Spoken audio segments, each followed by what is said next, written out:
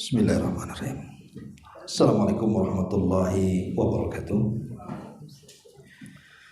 Alhamdulillah wassalatu wassalamu ala rasulillah wa ala alihi wa sahbihi wa mawalah wa la hawla wa la quwata illa billahi wa ba'du.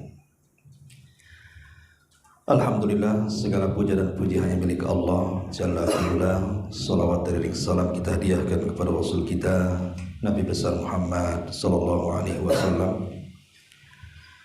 Dan siang ini kembali kita bisa duduk di majelis ilmu di tengah-tengah kesibukan ibu bapa dalam bekerja, tentu sebuah nikmat yang Allah anugerahkan kepada kita ketika kita bisa memanfaatkan di tengah manusia mengejar dunia, disempatkan mengejar akhirat. Makanya para sahabat Nabi SAW apabila ada waktu senggang, maka mereka mengatakan, hayya najlisu nu'minu sa'atan. Ayo kita duduk walaupun beriman sesaat. Karena bagaimanapun ruh ini perlu dengan asupan. Bukan hanya jasad kita saja yang perlu makan sehari 3 kali, tapi ruh ini sebenarnya harus lebih banyak asupannya, karena setiap napas yang kita keluarkan itu berhajat kepada ilmu agama. Karena kita ini berjalan dalam syariat. Setiap tingkah laku kita dari mulai tidur sampai bangun, kemudian tidur kembali, itu semua ada aturannya dalam Islam. Kita lanjutkan kembali kajian kita, masih membahas hadis-hadis arba'in, 40 hadis pilihan yang dicantumkan Imam Nawawi, dan kita masuk pada hadis yang ke-12. Baik, kita baca hadisnya baru kita terangkan.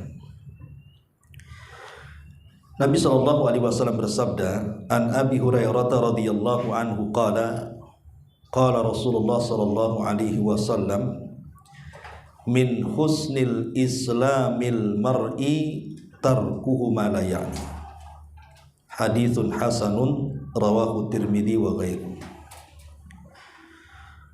Dari Abu Hurairah radhiyallahu an, dia berkata, Rasul bersabda, kata Nabi sallallahu alaihi wasallam, di antara tanda kebaikan Islam seseorang adalah meninggalkan sesuatu yang tidak ada manfaat dalam kehidupannya.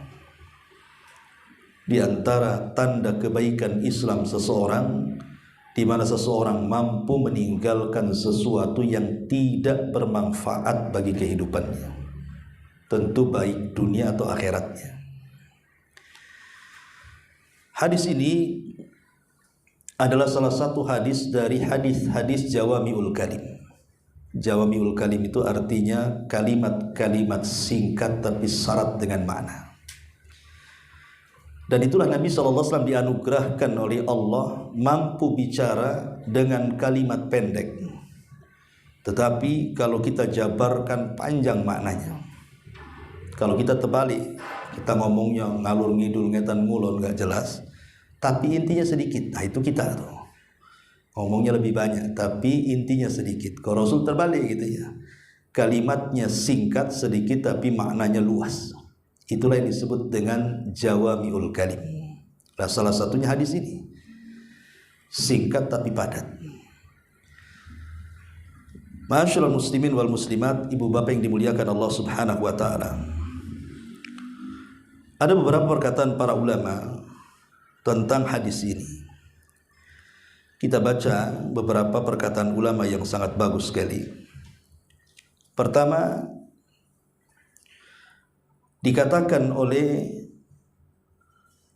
Umar ibnul Abdul Aziz rahimahullahu ta'ala. Umar bin Abdul Aziz ini seorang khalifah, bahkan diramalkan di zamannya saking adilnya beliau itu sampai dikatakan Imam Mahdi.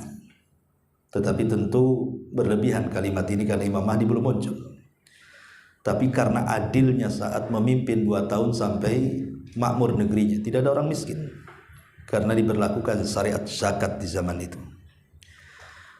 Ketika beliau mengomentari hadis ini, beliau mengatakan, man adda kalamahu min amalihi qalla kalamuhu fima la ya'ni. Barang siapa yang sedikit ucapannya dibandingkan amalannya, maka dia tidak mungkin berbicara sesuatu yang tidak ada manfaat bagi kehidupannya. Jadi orang yang sedikit bicara tapi banyak bekerja, itu biasanya dia lebih mampu memanfaatkan waktu-waktunya.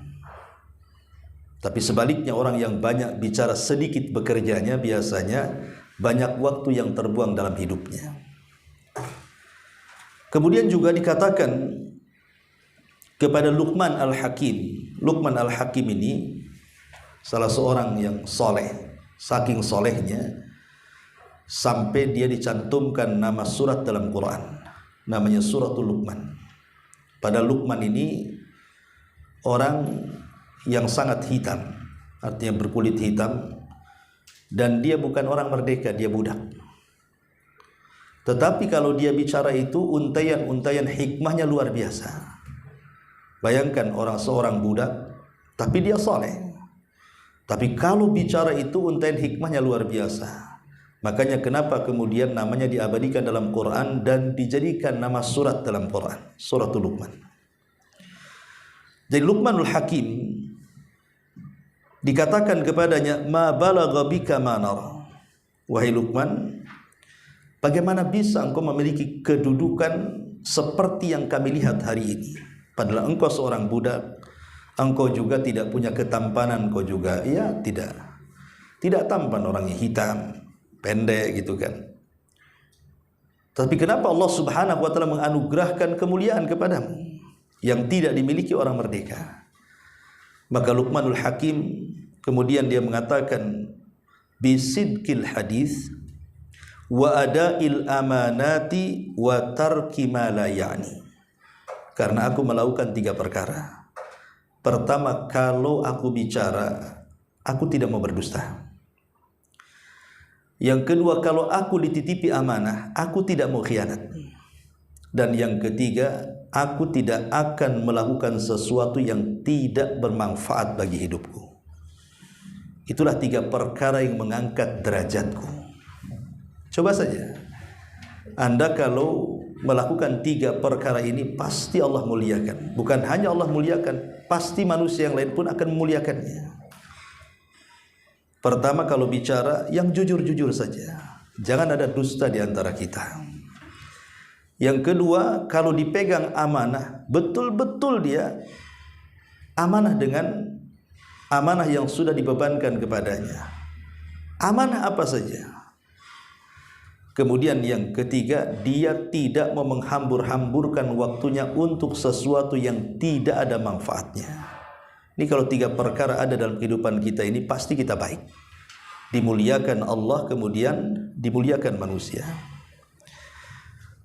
Kemudian juga dikatakan kepada Imam Syafi'i rahimahullahu ta'ala, kata Imam Syafi'i, thalathatun tazidu fil aqli. Ada 3 perkara yang menambah kecerdasan akal.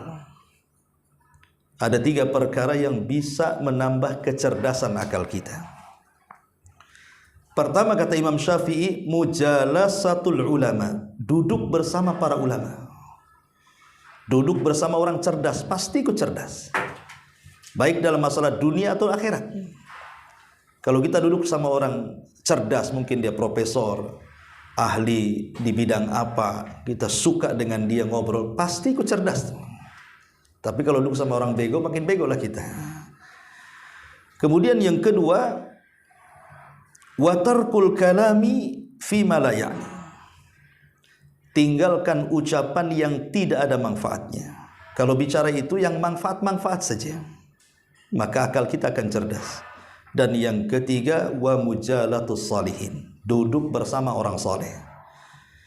Kata Imam Syafi'i, inilah 3 perkara kalau akal kita ingin cerdas dan sehat, lakukan. Duduk bersama ulama, duduk bersama orang soleh, dan jangan bicara kecuali yang bermanfaat. Kemudian juga dikatakan oleh Muhammad ibn Ajlan, seorang ulama juga, dia mengatakan bahwa al-kalamu arba'atun, ucapan yang bermanfaat itu ada 4. Pertama, antadkurallah, berzikir kepada Allah. Yang kedua, wa taqra'ul Qur'an, membaca Al-Quran. Yang ketiga, wa tas'al an ilmin, bertanya soal ilmu pengetahuan. Kemudian yang keempat, takallam fima ya'nika min amri dunyaka wa ukhraka, bicaralah dengan pembicaraan yang bermanfaat untuk dunia dan akhiratmu. Inilah yang disebut dengan ucapan yang bermanfaat. Jadi kalau ucapan kita ini ingin berpahala dan bermanfaat, maka lakukan 4 perkara. Ucapan dalam rangka berzikir, ucapan dalam rangka membaca Quran, ucapan karena bertanya soal agama, dan mengucapkan sesuatu dipikir apakah ada manfaat atau tidaknya. Karena ucapan manusia itu terbagi menjadi 4. Ada ucapan manusia itu 100% isinya dosa. Dosa semua. Seperti orang menggibah dari jam 7 sampai jam 7 malam. Ada orang gibah jam 7 ke jam 7 tuh. Jadi ada ucapan itu 100% dosa. Madarat aja isinya. Yang kedua, ada ucapan itu 100% manfaat semuanya. Boleh jadi mungkin dihabiskan untuk zikir, baca Quran, dakwah dan yang semacamnya. Yang ketiga, ada ucapan itu gado-gado. Dalam satu waktu kadang-kadang dia ngomong, ya mungkin ada manfaatnya, tapi satu waktu ada dosanya pula di situ. Mungkin awalnya ngobrol biasa, tahu-tahu gibah orang, ya kan? Terkadang ada ucapannya awalnya manfaat, ya bicara soal dunia, bicara soal akhirat, tapi karena kelamaan ngomong akhirnya bicarakan orang. Nah, jadi ada ucapan itu 50-50, 50% dosa, 50% pula pahala. Tapi ada yang keempat, ada pembicaraan manusia itu ya tidak dosa, ya tidak pahala. Yang ngobrol saja, tidak ada yang digibahin, yang ngobrol saja biasa. Ya. Adapun yang pertama, kalau ucapan itu 100% dosa, tinggalkan. Adapun yang kedua, kalau memang obrolan kita 100% pahala, bicara saja. Karena ada pahalanya di situ. Adapun yang ketiga, kalau memang 50-50, ambil yang ada pahalanya, keluar dari yang ada dosanya.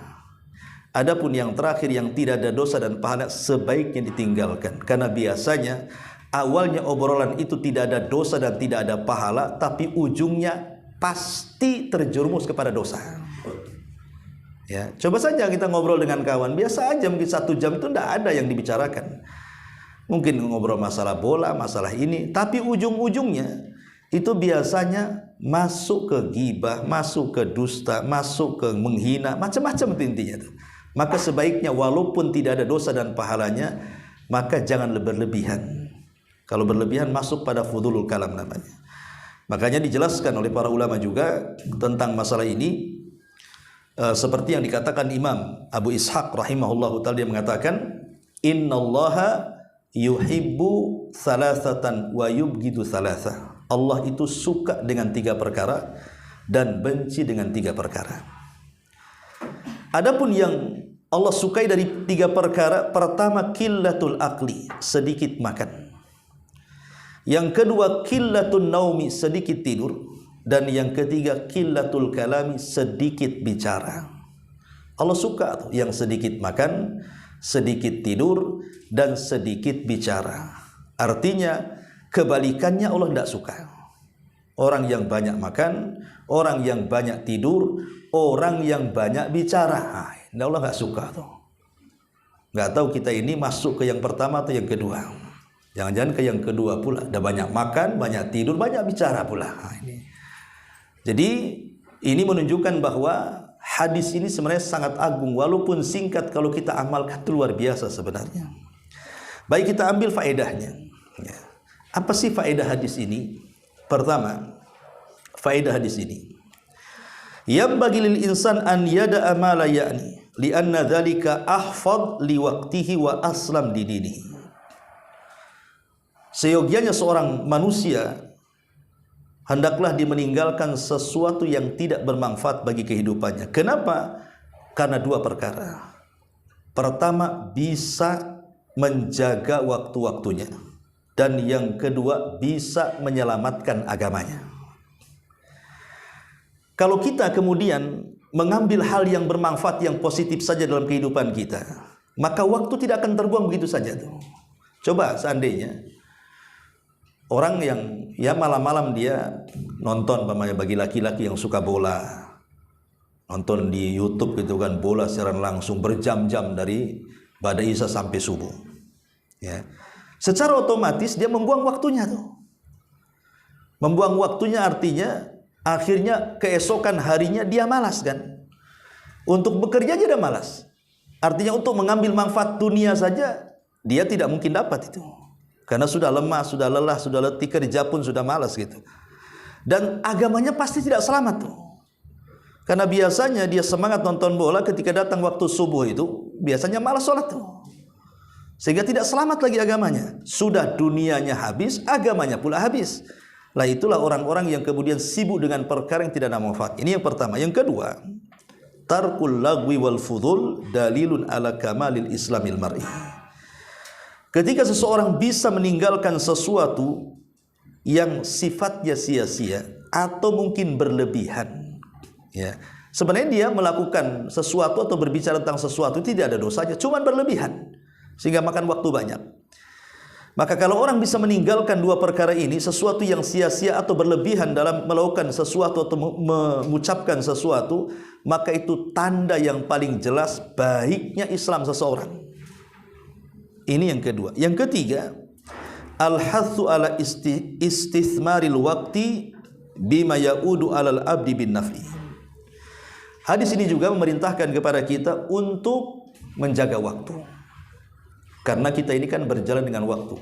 Kalau kita buka Al-Quran ya, buka Al-Quran, maka kita lihat bahwa terutama di surah-surah juz amma, di surah-surah juz amma ya, karena sifatnya surah juz amma itu kebanyakan makkiyah, itu selalu dimulai dengan sumpah biasanya. Dan biasanya sumpah-sumpah dalam Quran itu kebanyakan sumpah itu menggunakan waktu. Wadduha, demi waktu duha. Wal asri innal insana lafi khusrin, dengan waktu asar, demi waktu asar. Wal laili idza saja, demi waktu malam.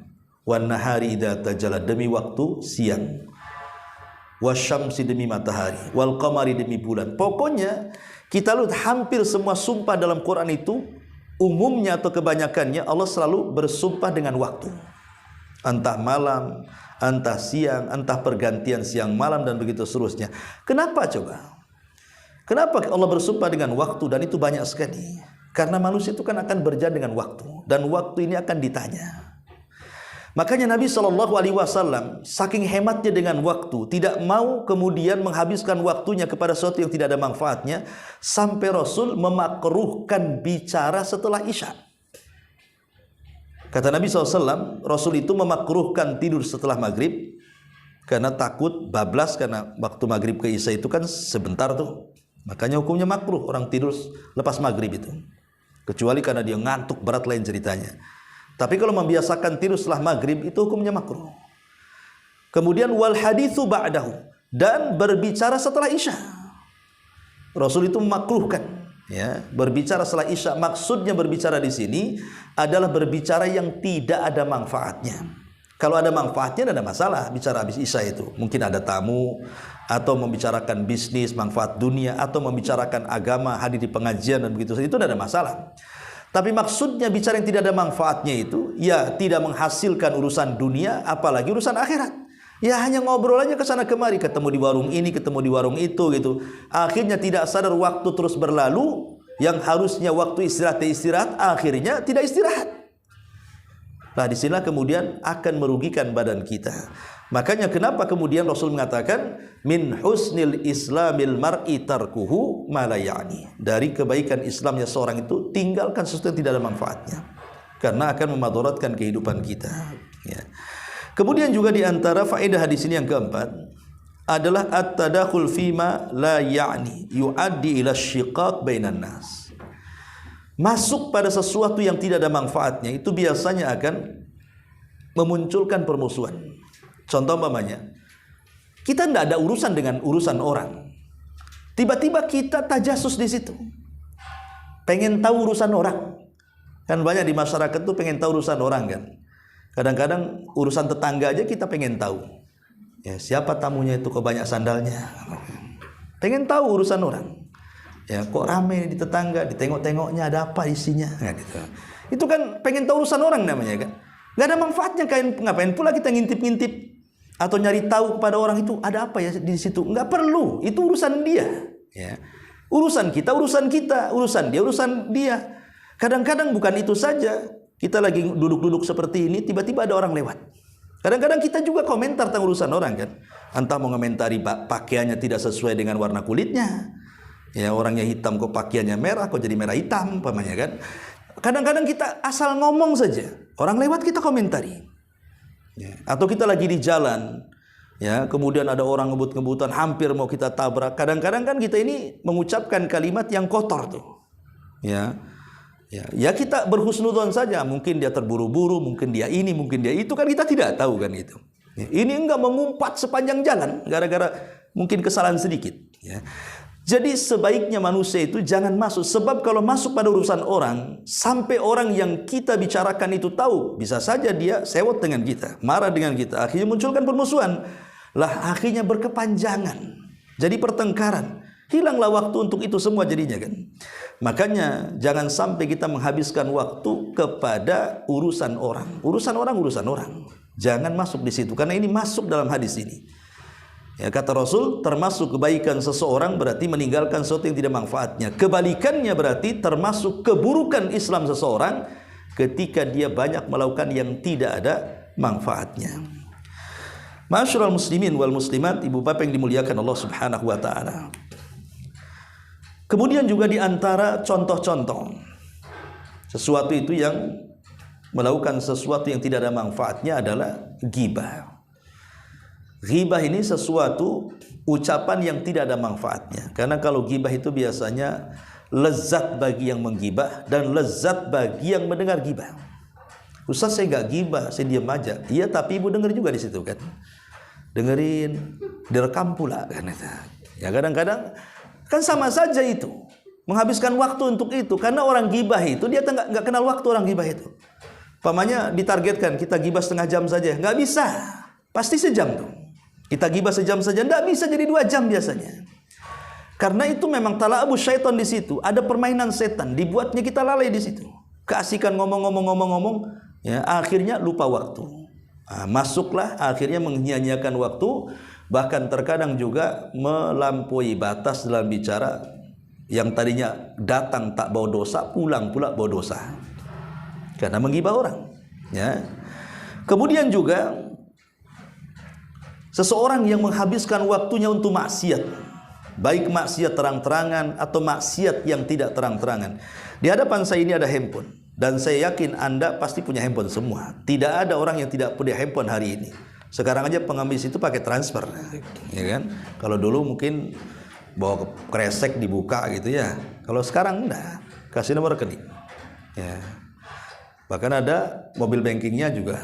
Jadi intinya bahwa ini bisa melalaikan kita. Hadis ini masuk pada hari ini dengan adanya handphone. Berapa banyak orang nongkrong dengan handphone itu, padahal dia sedang bekerja tuh. Ya. Lebih banyak dia nonton handphonenya, tidak fokus dengan pekerjaannya. Yang dulu mungkin belum ada handphone itu pekerjaan sejam 2 jam selesai. Dengan adanya handphone akhirnya 1 hari baru selesai. Karena ya tadi kadang-kadang nengok handphone, kadang-kadang nengok kerjaan gitu.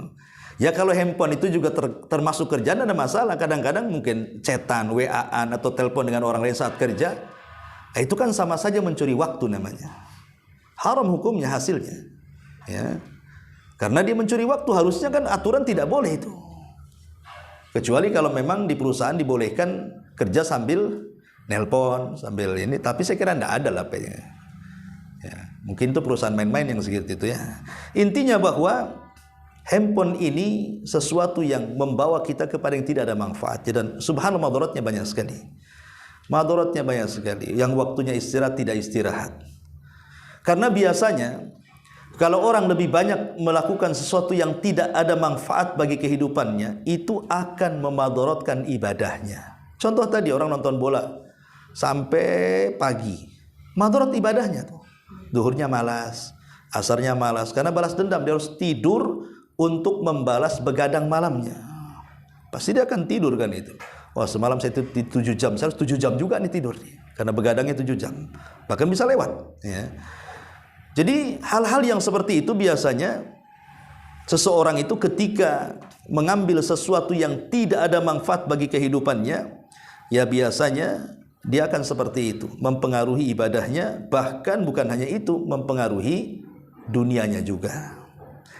Karena begini ya, logikanya, kalau orang meninggalkan sesuatu yang tidak ada manfaat, secara otomatis pasti dia akan mengambil sesuatu yang bermanfaat. Coba saja. Ya, kalau kita berusaha meninggalkan sesuatu yang tidak bermanfaat, secara otomatis pasti kita akan mengambil sesuatu yang manfaat. Contoh umpamanya kita tidur cepat. Ya. Tidur cepat, nanti bangunnya juga cepat. Kita bisa sholat malam akhirnya kan. Itu contohnya, itu secara otomatis itu. Tapi kalau orang sudah masuk kepada sesuatu yang tidak ada manfaatnya, secara otomatis dia tidak akan mengambil sesuatu yang manfaat bagi hidupnya. Makanya penting memahami hadis ini. Kemudian juga terjadinya terlalaikannya kewajiban-kewajiban dunia seperti pekerjaannya atau kewajiban-kewajiban akhirat seperti sholatnya, ataupun kewajiban-kewajiban yang sudah punya rumah tangga, ya biasanya juga pengaruh kepada rumah tangganya tuh. Contoh suami nih pulang dari kerja, harusnya kan pulang ke rumahnya. Kewajiban dia harus menyenangkan keluarganya, tidak, dari pekerjaan belok ke kawannya. Akhirnya ngobrol di kopi sampai tengah malam baru pulang. Istrinya sudah tidur. Kapan dia bicara dengan istrinya coba? Jadi hak dan kewajiban rumah tangga pun hilang. Ya, jadi ini memang kemana-mana nih. Kalau orang sudah masuk kepada sesuatu yang tidak ada manfaatnya, maka kewajiban kepada Allah hilang, kewajiban kepada dunia hilang, kewajiban kepada keluarga hilang, dan begitu seterusnya. Termasuk juga menunjukkan tidak sehat akalnya. Orang yang banyak terjerumus kepada sesuatu yang tidak ada manfaat itu hakikatnya akalnya tidak sehat itu. Karena akal sehat itu pasti akan mengambil yang bermanfaat bagi hidupnya, baik dunia atau agamanya. Ya, termasuk juga umumnya, ya, seseorang itu kalau melakukan sesuatu yang tidak ada manfaatnya, mungkin contohnya dalam bicara lah. Ya tadi biasanya mengarah ke dusta, mengarah ke ghibah, mencaci, memaki. Contoh saja nih, awalnya kita sedang nonton bola atau nonton sinetron atau nonton drakor gitu, sekarang kan banyak tuh di handphone tuh ya. Itu kadang-kadang kebawa emosi dengan tontonan itu. Tadinya diam-diam saja, tahu-tahu ngomong kurang ajar gitu. Padahal tadinya diam saja tuh bagian. Nengok, tahu-tahu keluar pula ucapan itu. Terbawa emosi, ya. Padahal awalnya hanya nonton saja, tapi akhirnya ikut emosi, terbawa dengan di sinetronnya, terbawa di tontonannya, terbawa di sepak bolanya, akhirnya terucaplah kalimat cacian, makian. Itulah ketika kita masuk pada perkara yang tidak ada manfaatnya, ke situ tuh larinya tuh. Nanti ucapan kita sadar atau tidak terkadang mengeluarkan ucapan-ucapan yang berbau dosa tadi, permusuhan, cacian, gibahan, makian, dan begitu seterusnya. Jadi memang hadis ini luar biasa kalau kita bisa amalkan walaupun pendek, ini bisa memperbaiki kehidupan kita. Saya kira mungkin sampai di sini saja ya. Saya masih kurang fit juga, kita buat tanya jawab sajalah biar lebih enak ininya ya, temanya. Silakan kalau ada yang mau bertanya atau saling bertanya dan menjawab juga nggak apa-apa, saya pendengarnya ya.